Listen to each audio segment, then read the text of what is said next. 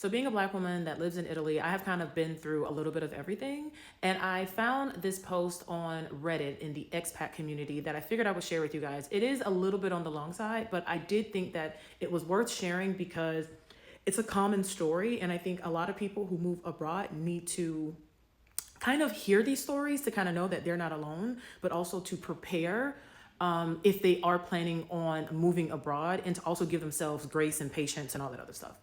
So the headline is basically he convinced his girlfriend who lives in Australia to move to Spain where he is from, and she's homesick and the relationship has been suffering, and is it time to convince her to go home, or do you have any advice to move back home?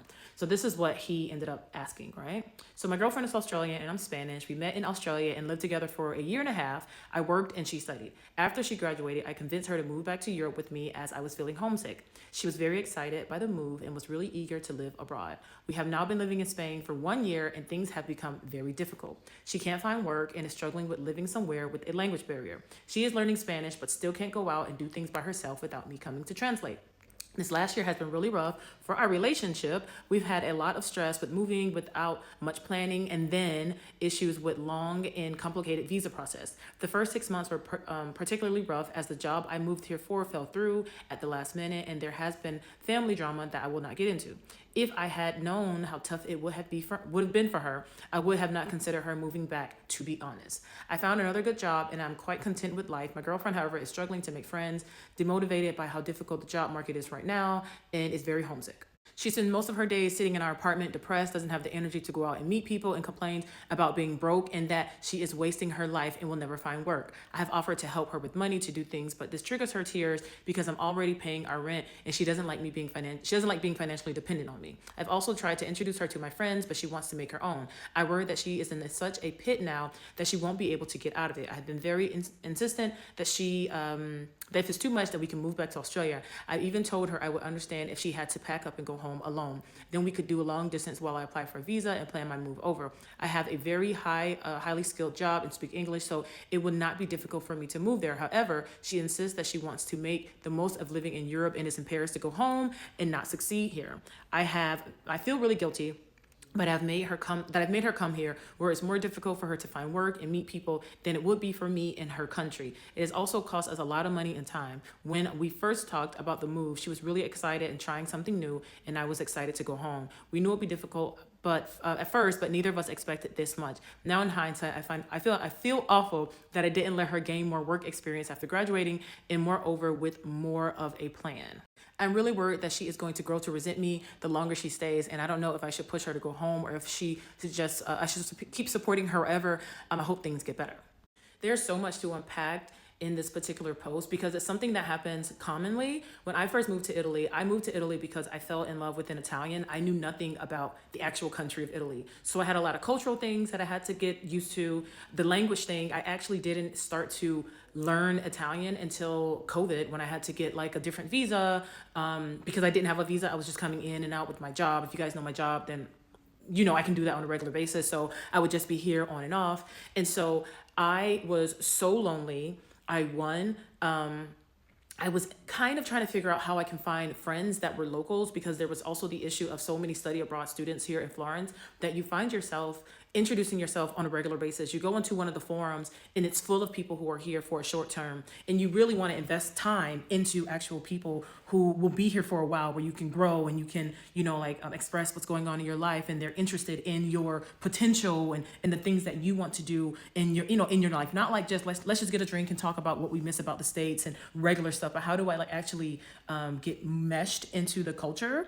And so this particular girl, I feel for her. I completely understand what she's coming from, but I also, from the perspective of her career, I think there is a lot to unpack with that, but also not just unpack with the things that she could mess up with her career, because I came to Italy with a career already full speed ahead.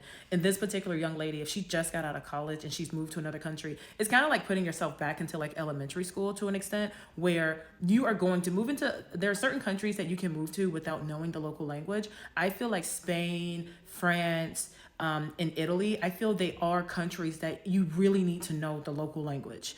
And so I don't have any advice. I'm not giving any advice to this particular person. You guys can comment down below and let me know what you think would be the best bet for her. But the one thing that helped me out the most, like I'm not going to give advice if she should go home or whatnot, but the one thing that helped me enjoy Italy the most is to understand that I will have friends here. They will just not be Italian friends. And I wonder if she's looking for friends that are maybe Spanish.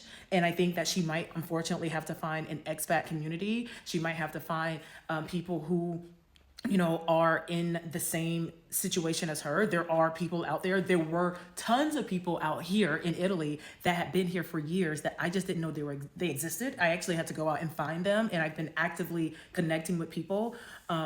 And it's something that I would have never guessed that I needed to do to make friends, but actually finding friends that are not locals changed a big part of my experience here in Italy.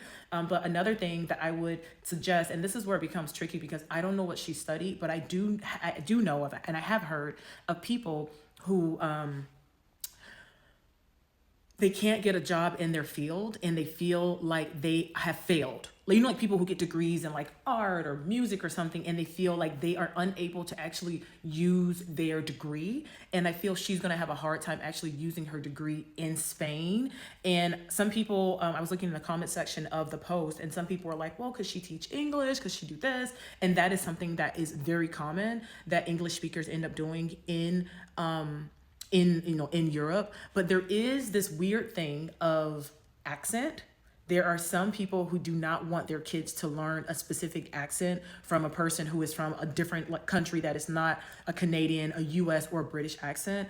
I'm not saying that the Australian accent wouldn't be one that people desire. I don't know per se, but there is a group of people who are very specific about what accent you have, or where you learned your English. Are you first, like, and she is this, if English is your first language, it makes you even more desirable. But there's a lot of people who do end up working in that particular field, even though they have no teaching background, even though they don't know like the actual structure of the English language, like teaching it. But it is something that's common, but I don't know what her background was of what she studied. And so it can feel like really frustrating if you're like, God damn it, like I studied, like just think of how many taxi drivers that are in the US that had like high degrees in their country. It's like that. It's kind of like demoralizing, but also if you come from a country where you could be successful with your degree, you kind of are like, what the hell am I doing here? It's not like, you live in a developing country and your degree doesn't really get you anywhere. So anyway, I thought this was a really interesting post. I figured I would share it with you guys here. What do you guys think? What would you guys suggest? Should she go home? Would you stay? I'm in a situation where I'm able to be here and keep my career in the States. I don't know if I would be here and be happy, especially with the financial part of like, having to ask your partner for money. I don't know if I would be able to be here and be as happy as I am now if I had to give up as much as I gave up. And will the relationship last? Will she be spending her time and lose, valuable time on a relationship that doesn't have any real potential? What do you guys think?